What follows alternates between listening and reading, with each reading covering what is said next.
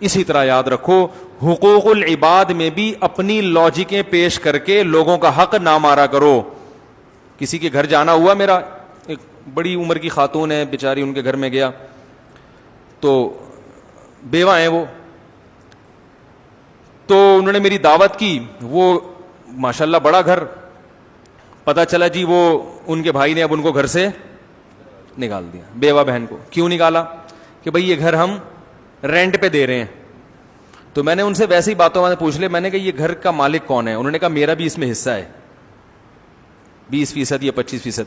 میں نے کہا پھر یہ تو آپ کو نہیں نکال سکتے, لیکن نکال رہے ہیں. وہ کہہ رہے ہیں ہم نے آپ پر خرچ اتنا کیا, ہمیشہ آپ کا خیال کیا ہے, ایکچولی ہم ہی تو آپ کا, اب آپ رہیں کرائے پر رہیں, ہم اس کو کرائے پر. میں نے کہا اگر کرائے پر دیتے ہیں تو اس کرائے کا 20% آپ کو دیں, اس کے لیے بھی تیار نہیں ہے. اور دلائل کے ایکچولی اصل میں وہ ہم ہی تو ہیں. جیسے آج کل جو بھائی بہن کی وراثت کھاتا ہے نا, اس کے بعد دلائل بہت ہوتے ہیں. او بھائی جو وراثت کا حکم ہے وہ بیٹی کو جتنا چاہے جہیز دیا ہو آپ نے, باپ کے مرنے کے بعد اس کا وراثت میں حصہ کم نہیں ہوگا, کیونکہ وراثت کے احکام میں اللہ نے لچک نہیں رکھی, وہ دینے پڑیں گے اس کو. لوگ دلائل پہ آ جاتے ہیں, یار اس کو ضرورت نہیں ہے. بھائی جان آپ وہ کروڑ پتی کیوں نہ ہو اور آپ قحط سے مر رہے ہو, پھر بھی اس کا وراثت میں حصہ نکلے گا. دیکھو اسلام میں ایک بھائی ہے جو ارب پتی ہے اور ایک کے پاس گٹکے کے پیسے بھی نہیں ہیں, وراثت میں دونوں کا حصہ برابر ہے. جو غریب ہے وہ یہ کہہ کے زیادہ پیسے نہیں لے سکتا کہ تمہیں کیا ضرورت ہے لہذا یہ پلاٹ بھی میرا ہو گیا. او بھائی نہیں لے سکتے آپ کو دینا پڑے گا. اسی طرح ماں اپنے بچوں کی وراثت غصب, بولو بھائی, نہیں کر سکتی. اب باپ مر جاتا ہے تو اماں کیا کہتی ہیں, یہ میرا مکان ہے, میں اپنی زندگی میں کسی کو حصے بخیے نہیں کرنے دوں گی. ابھی باپ کا کفن میلا نہیں ہوا, میرے میاں کی جائیدادیں بٹنا شروع ہو گئیں, نہیں میں نہیں دوں گی, میں یہ نہیں کروں گی. بھائی یہ آپ کا ہے ہی نہیں, یہ کس کا ہے؟ یہ اللہ نے جس کا کہہ دیا یہ اس کا ہے. اس میں بیٹے کا اتنا ہے, بیٹی کا اتنا. میرے پاس کیس آتے ہیں, میں کہتا ہوں بھائی اماں کا 8واں حصہ ہے 12.5%, اس کے بارے میں اماں کو اللہ نے اختیار دیا ہے کہ وہ ایک دھیلا بھی کسی کو نہ دیں. وہ کہیں یہ میرا ہے, میرے میاں سے مجھے 8واں حصہ ملا ہے 12.5%, یہ میں کسی کو نہیں دوں گی. بالکل رائٹ ہے ان کا, باقی ان کا ہے ہی نہیں تو کسی کو دینے کا, وہ تو اللہ نے دے دیا نا. کیا ہو گیا بھائی؟ اگر اللہ نے ماں کو یہ حق دیا ہوتا تو قرآن میں اللہ وصیت کے حکام بیان نہ کرتا وراثت کے. اللہ کہتے ہیں جو ماں جس کو جتنا دینا چاہے اس کو دے دینا, اگر وہ نہ دینا چاہے تو پھر میرے حساب سے پھر اتنا بنتا ہے اتنا دے دینا. کہیں بھی قرآن نے نہیں کہا. اللہ نے کہا یوصیکم اللہ فی اولادکم, اللہ نے تمہاری اولاد کے بارے میں تمہیں بتا دیا, ابا مرے گا بیٹے کو دگنا, بیٹی کو اس کا آدھا ملے گا, تو وہ ملے گا. اس میں ماں کو روکنے کا رائٹ نہیں ہے. کہیں مائیں بیٹیوں کی وراثت نہیں دینے دیتی, کہیں بیٹوں کی نہیں دینے دیتی, کہیں کسی کو بھی نہیں دینے دیتی, میں زندہ ہوں, میں یہ نہیں ہو سکتا. تو بھائی جب آپ کا انتقال ہوگا, اللہ نہ کرے آپ کو اللہ زندگی دے, تو پتہ نہیں اس وقت کتنی تبدیلیاں ہو چکی ہوں. بعض دفعہ آپ کا انتقال 30 سال کے بعد ہو رہا ہے, بچوں کو ضرورت اب ہے, وہ 30 سال کے بعد بچے کہیں گے ابا اب اماں اب ہمارے انتقال کا ٹائم آ چکا ہے, اب ہم نے اس وراثت کا کرنا کیا ہے. ایک نوجوان میرے پاس آیا کہ میری اماں وراثت نہیں تقسیم کرنے دے رہی, تو میں نے کہا کیوں؟ کہہ رہی وہ جب میں مر جاؤں گی پھر کرنا. میں نے کہا بھائی آپ کی ماشاءاللہ والدہ بھی جوان ہے, 30 سال میں بھی ان کا اللہ کرے 30 سال میں بھی انتقال نہ ہو, لیکن لگتا ہے 30 سال میں تو ہوگا, تو 30 سال تو آپ کے اسی غربت میں گزر جائیں گے. ٹھیک ہے نا. تو یہ ظلم ہے جو ماں کر رہی ہے بیٹوں کے اوپر. تو یہ وہ احکام ہیں جس میں شریعت نے لچک نہیں رکھی. ایسا کیس آیا ابھی JTR پہ, کسی نے پوچھا تھا کہ باپ کا انتقال ہوا, اکلوتی بیٹی تھی, چچا نے پوری وراثت پہ قبضہ کیا اور بیٹی کو کہا کہ تم میری ہو گئی ہو, میں تمہیں پالوں گا, اب بس میں ساری ذمہ داری. وراثت میں نہیں دیا اس کو حصہ کہ بھائی تم جب میری بیٹی بن گئی تو تمام ذمہ داریاں کس کے کندھوں پر ہیں؟ میرے کندھوں. پھر اس پلاٹ پہ ماشاءاللہ چچا نے مسجد بھی بنائی اور دکانیں بھی بنائی اور بیٹی کو بھی پال رہا ہے. میں نے کہا بھائی یہ مسجد میں نماز پڑھنا جائز؟ بولو بھائی, یہ بیٹی کی وراثت کی زمین پر بنی ہے مسجد, اس میں نماز پڑھنا, یہ مسجد ہے ہی نہیں شرعی, غصب کی زمین پہ ہے. چچا کو چاہیے کہ آپ اس کی وراثت پوری اس کے حوالے کرو, پھر آپ اس کو پالو.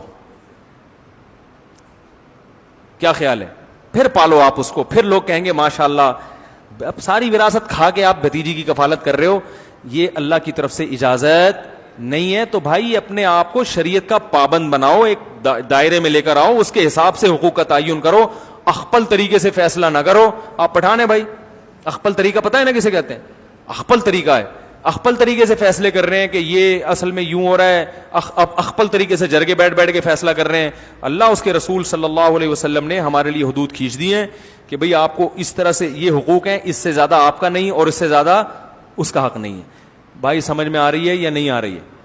ایک خاتون کی نا ٹھیک ٹھاک جائیداد ہے, ان کے میاں اس سے کہہ رہے ہیں وہ مجھے دے دو کیونکہ میں بھی تو تمہارا ہی ہوں, میں بھی کیا ہوں تمہارا. تو یہ وہ اپنی بیوی سے کہہ رہے ہیں ہمارا تمہارا کچھ نہیں ہوتا اسلام میں, ہمارا تمہارا کچھ نہیں ہوتا, مجھے دے دو ہم دونوں مل کے انشاءاللہ.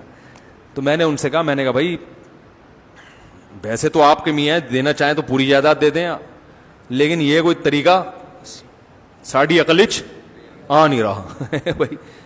بھائی آپ کا ہے تو آپ کے ابا کی وراثت ملی ہے, اپنے نام رکھو. میاں سے بولو بھائی اگر اللہ نہ کرے تم غریب ہو گئے, تمہارا کوئی حالت خراب ہو گئے تو ٹھیک ہے, جیسے محلے پڑوس والوں کی مدد کرنا جب اسلام کا حکم ہے تو میاں کی مدد کرنا تو اور زیادہ ثواب ہے اس میں, تو ہم انشاءاللہ آپ کی ہیلپ کریں گے, ٹھیک ہے نا.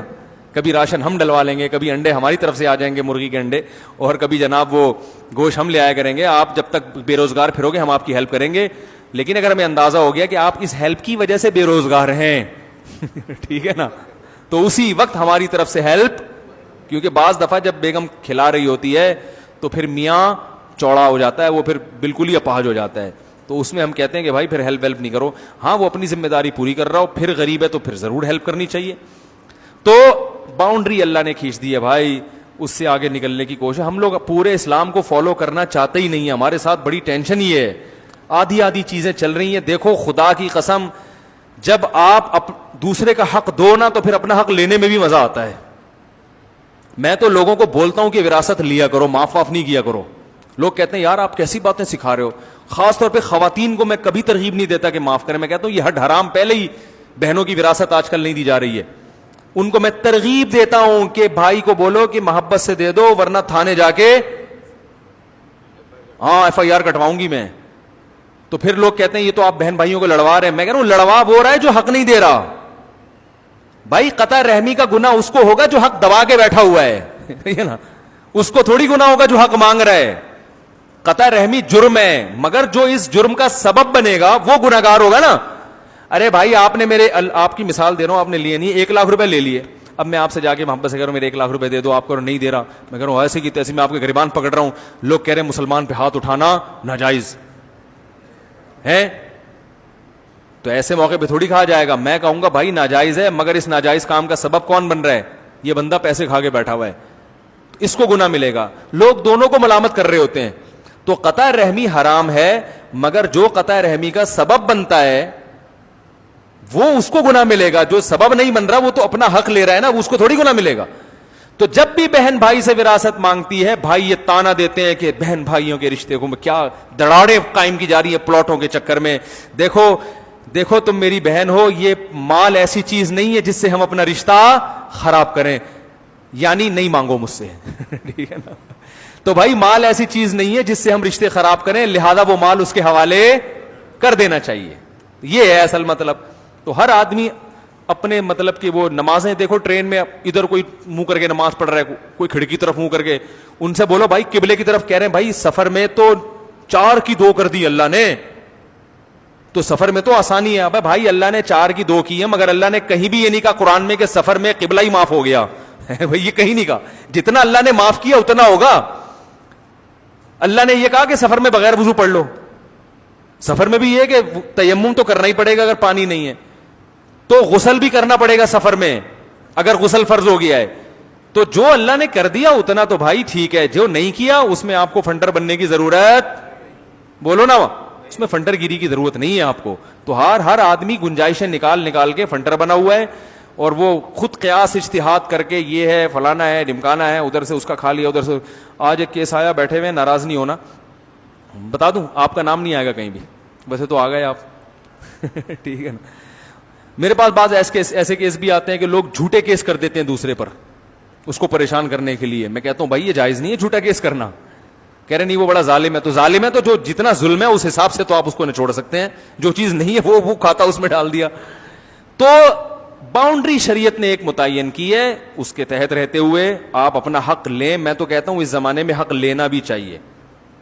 ہاں جہاں شریعت نے حق چھوڑنے کی ترغیب دی ہے وہاں چھوڑ سکتے ہیں. وہ کہاں ترغیب دی ہے یہ ایک الگ موضوع ہے.